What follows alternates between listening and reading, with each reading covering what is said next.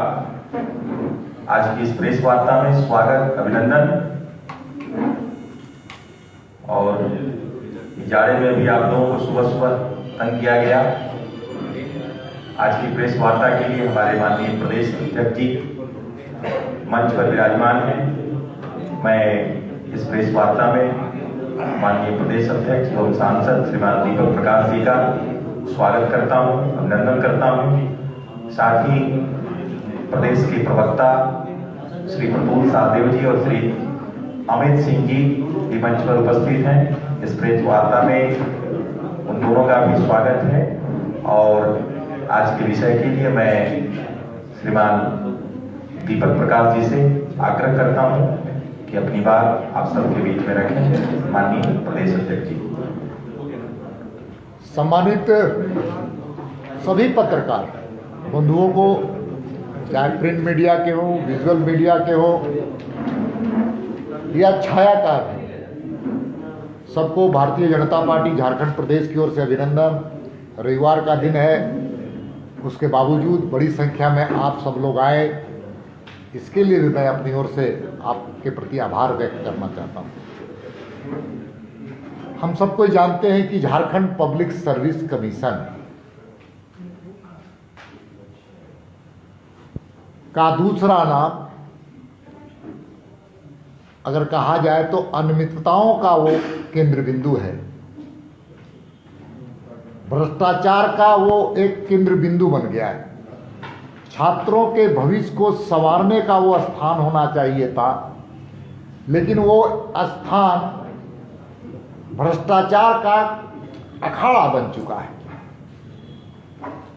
और आज से कुछ दिन पहले झारखंड पब्लिक सर्विस कमीशन में जो छात्र पीटी में शामिल हुए थे और भारतीय जनता पार्टी के कार्यकर्ता और विधायक, इन सारे विषयों को लेकर के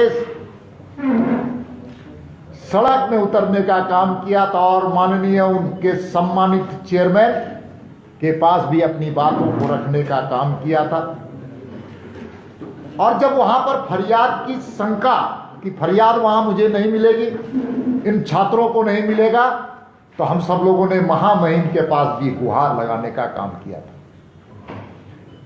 और मैं बधाई देना चाहता हूं, छात्रों को अभिनंदन करना चाहता हूं जो संघर्ष कर रहे हैं न्याय के लिए। और संघर्ष के रास्ते पर हम सबको जानते हैं सत्य की विजय होती है, सत्यमेव जयते। और कल जो वेबसाइट में उनका, हम सबको जानते हैं कि 49 छात्रों का जो पहले रिजल्ट में सफल हुए थे, उनको फिर से असफल घोषित किया गया उनके वेबसाइट में। हम सबको जानते हैं कि इसके पहले भी ये नियमावली का मैंने उल्लेख किया था कि नियमावली 30 में उल्लेख है कि जो छात्र परीक्षा देंगे, पीटी परीक्षा देंगे, प्रिलिमिनरी टेस्ट देंगे, प्रारंभिक परीक्षा देंगे, तो उन सभी बच्चों के आंसर शीट, जिसको OMR कहा जाता है, उसको प्रकाशित किया जाएगा। और हमने मांग किया था कि जितने बच्चे परीक्षा में शामिल हुए हैं सबके OMR प्रकाशित की जाए। हमने उस वक्त भी कहा था कि प्रोविजनल रिजल्ट क्या होता है। और आपको मैं बधाई देना चाहता हूं कि संघर्ष की लड़ाई में आप सब लोगों ने न्याय के लिए संघर्ष और न्याय की विजय के लिए आप सब लोगों ने भी हम सब लोगों की आवाज बनने का काम किया। आज मैं कह सकता हूं कि भारतीय जनता पार्टी जेपीएससी पर जो आरोप लगाया था वो सही साबित हुआ है। और मैं इतना ही पर आप विराम नहीं लगाना चाहता हूं। मैं मानता हूं कि ये तो गड़बड़ी का उजागर हुआ है, ये प्रारंभिक अवस्था है, ये तो केवल गड़बड़ी की शुरुआत दिख रही है। और छात्रों के दबाव पर, हम लोगों के दबाव पर इनको इस प्रकार के निर्णय लेने के लिए बाध्य होना पड़ा। लेकिन मैं बार बार कहता हूं, ये गड़बड़ी बड़ी व्यापकता पर हुई है, व्यापकता पर हुई है, व्यापकता पर हुई है। इसलिए सभी बच्चे, मैं मांग करता हूं राज्य की सरकार से कि नियमावली 30 का जेपीएससी पालन करे, सभी बच्चों के OMR वेबसाइट में लोड किया जाए, सभी बच्चों के। ये तो केवल साहेबगंज और लोहरदगा के कुछ बच्चों का किया गया, और हम लोगों ने, जो छात्रों ने, लोगों ने आरोप लगाया था, उसी आरोप की जांच हुई है। लेकिन इस मामले में मैं कहना चाहता हूं कि ये गड़बड़ी प्रारंभिक अवस्था में, प्रथम दृष्टया में सच साबित हुई। लेकिन जिन छात्रों के साथ 49 बच्चों के कारण 49 बच्चे परीक्षाओं में उत्तीर्ण नहीं हो पाए, अगर 49 बच्चे गलत लोगों को किया गया है, मान लीजिए उनकी ही बात रखी जाए, तो 49 जो अच्छे मेधावी बच्चे हैं वो वंचित हो गए, तो इसके लिए कौन दोषी है? दोष तो निकल गया है प्रारंभिक जो दृष्टया है, प्राइमा फेसिया में। लेकिन भविष्य, ये जो हम लोगों ने आरोप लगाया था, ये दिख गया। अब मेरा ये कहना है कि जिनके कारण ये स्थिति पैदा हुई, उस पर FIR दर्ज होनी चाहिए, मुकदमे दर्ज होने चाहिए, मुकदमे। छात्रों के भविष्य के साथ खिलवाड़ करने वाले पदाधिकारी, अधिकारी कौन है वो? कोई छोटा अधिकारी तो इस निर्णय को प्रभावित नहीं किया, परीक्षा फल को प्रभावित नहीं किया होगा। कोई चपरासी रैंक का अफसर, कोई क्लर्क रैंक का अफसर, कोई ऑफिसर इस प्रकार का काम नहीं कर सकता है, ये मैं मानता हूं। इसलिए उनके चेहरे को उजागर करने के लिए FIR दर्ज अविलंब हो। और दूसरी बात, चेयरमैन साहब को भी सरकार तुरंत बर्खास्त करे, बर्खास्त करते हुए FIR दर्ज होनी चाहिए, क्योंकि जांच को प्रभावित कर सकते हैं। और तीसरा, सरकार में अगर नैतिकता है, सच जनता के सामने लाने का उनके पास अगर मादा है सरकार, तो ये सारे प्रकरण की जांच CBI के अधीन होनी चाहिए, CBI की जांच करने की अनुशंसा करें। सच है तो डर क्या, सच को आंच क्या, अगर गलत है तो आंच आएगा ही। इसलिए मैं मांग करता हूं राज्य की सरकार से कि पूरे प्रकरण की जांच CBI से हो, और भारतीय जनता पार्टी लगातार इस विषयों को लेकर के आगे बढ़ेगा कि दूध का दूध और पानी का पानी होने के लिए हम सब लोग CBI की जांच की मांग करते हैं। साथ में कुछ कांग्रेसी नेता अखबारों में बड़ा बड़ा बयान दे रहे थे कि वहां कुछ गड़बड़ी नहीं हुई है, वहां सब कुछ पाक साफ है। अब थोड़ा वो भी समाज से माफी मांगने का काम करें और छात्रों से माफी मांगने का काम करें। बड़ी बड़ी बात।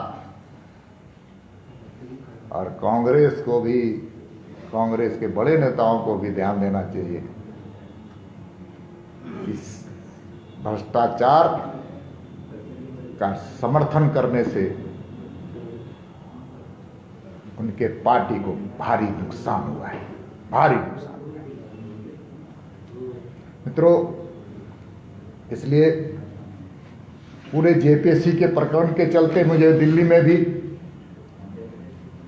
में हमारे कई मित्र, कई नौजवान मित्र, कई बुजुर्ग जिनके बच्चे झारखंड में पढ़ते हैं, उन लोग आकर के कहते हैं कि झारखंड में अब जेपीएससी की परीक्षाएं के कारण झारखंड का चेहरा और दागदार हुआ है।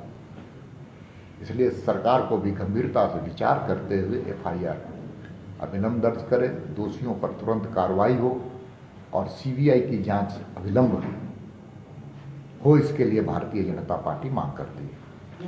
इसी के साथ मैं दूसरा विषय आप सब लोगों को बताना चाहता हूं कि 10 तारीख को पूरे देश में मानवाधिकार दिवस मनाया गया। 10 तारीख को पूरा देश ही नहीं, दुनिया में मानवाधिकार दिवस मनाया गया, ह्यूमन राइट्स के लिए। लेकिन झारखंड के संदर्भ में मुझे कहना है कि इसी झारखंड में लगभग 2 साल, अब 2, 4, 5 दिन बच गए 2 साल होने के लिए, 3000 ऊपर से ज्यादा बहनों के साथ बलात्कार की घटना घटी। लेकिन राज्य की सरकार के पास चिंता नहीं है कि महिला आयोग भी गठित की जाए। महिलाएं अपनी बातों को महिला आयोग में निर्भीकता से रखने का काम करते हैं। उसी प्रकार से आपको जानते हैं कि पिछड़ा आयोग भी यहां पर नहीं है। ये सारे बातें मानवाधिकार के संदर्भ में मैं बात कर रहा हूं। जहां पर वो समाज जाकर के अपने ऊपर कुछ घटनाएं घटती हैं तो उसको वहां रखने का काम करता है और उसके माध्यम से न्याय की आशा करता है।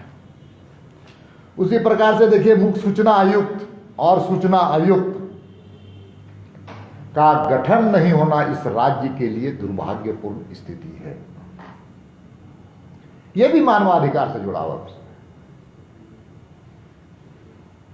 आज इसलिए नहीं हो रहा है कि प्रशासनिक पदाधिकारी नहीं चाहते हैं कि गलत, और राजनीति में बैठे हुए जो सत्ताधारी दल है वो नहीं चाहते हैं कि जो प्रशासनिक व्यवस्था से और राजनीतिक व्यवस्था से जो गड़बड़ी हुई है वह समाज जाने और संबंधित व्यक्ति जाने।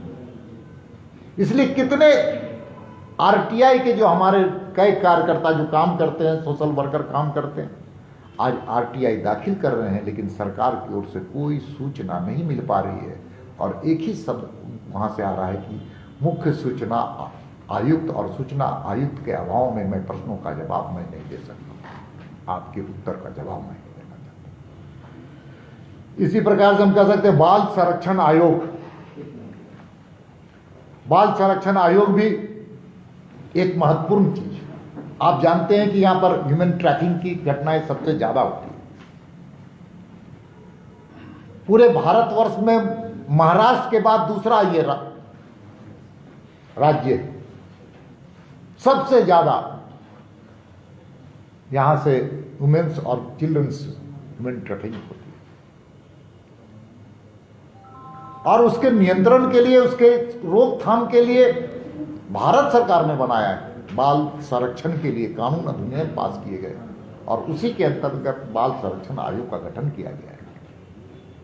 लेकिन उसका भी गठन नहीं होकर के इस बात को साबित करता है, हम कह रहे बार बार कि यहां पर सामाजिक कुरीति है, डाई बिसाई की घटनाएं घटती है, लेकिन आज जो उसका प्लेटफॉर्म है उसके निदान के लिए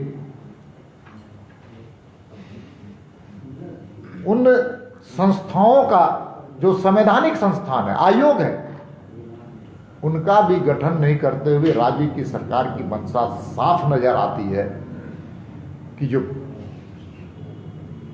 दलित है, महिला है, पीड़ित है, पिछड़ा है, बाल संरक्षण आयोग है, इन प्रकार के चीजों का आयोग का गठन न करते हुए इस बात का स्पष्ट संकेत राज्य की सरकार की ओर से मिल रहा है कि सरकार को इन वर्गों से कोई मतलब नहीं है और उन पर हुए अनाचार और अत्याचार से राज्य की सरकार को कोई मतलब दूर दूर तक नहीं है। इसलिए भारतीय जनता पार्टी मांग करती है कि ऐसे संवैधानिक आयोगों का गठन अविलंब करे, जिससे समाज को एक नई आशा दिखने में सहयोग मिलेगा। तीसरा विषय मैं आपके सामने ध्यान आकृष्ट करना चाहता हूं कि झारखंड के गए कांग्रेसी, राजस्थान गए, महंगाई के सवाल पर गए कि घूमने गए।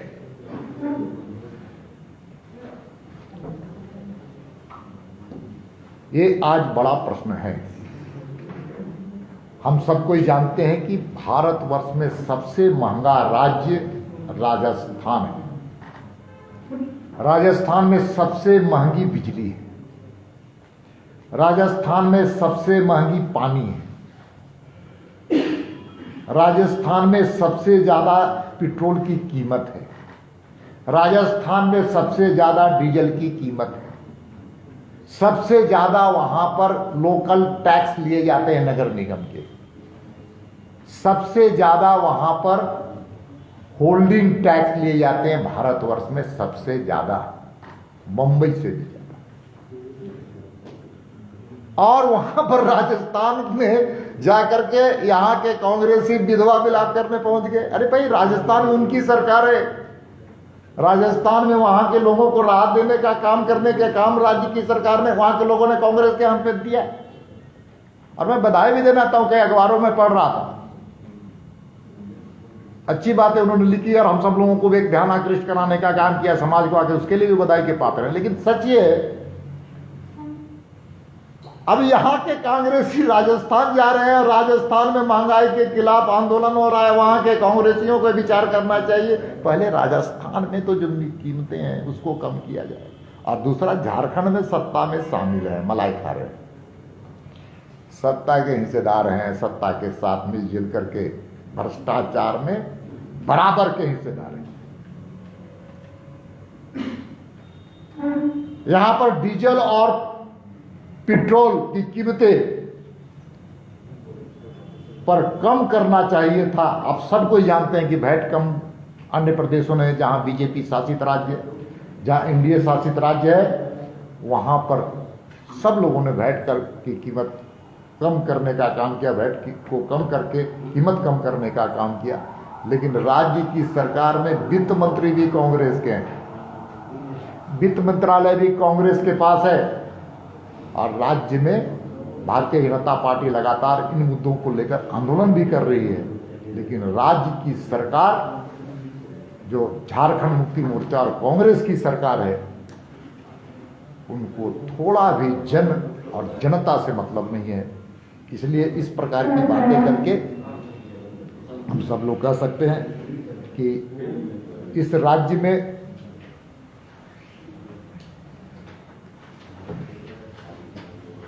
राज्य की सरकार जन विरोधी सरकार है।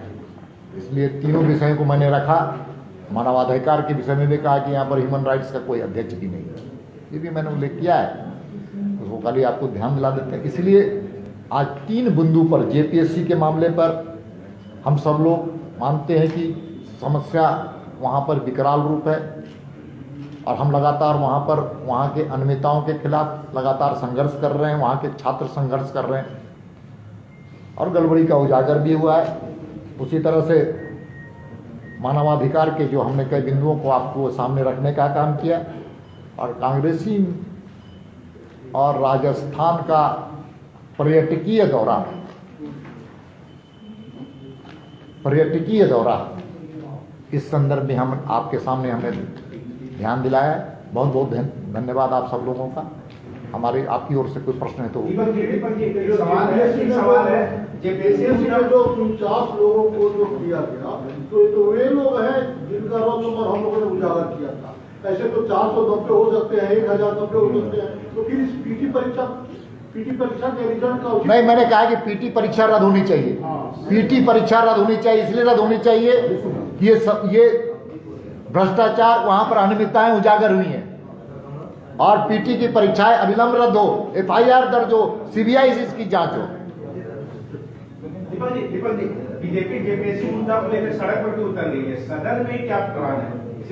अब 15 तारीख को विधायक दल की बैठक भारतीय जनता पार्टी की होनी है, और हर समस्या, जनहित के हर मुद्दे को भारतीय जनता पार्टी के विधायक हर बार की भांति पिछले सत्र में भी उठाने का काम किया था हमारे विधायकों ने, पार्टी के विधायकों ने। इस बार भी पीछे नहीं हटेंगे, आगे बढ़कर के सरकार के को घेरने का काम करेंगे। और कोई प्रश्न खत्म? बहुत बहुत आप सब लोगों का आभार।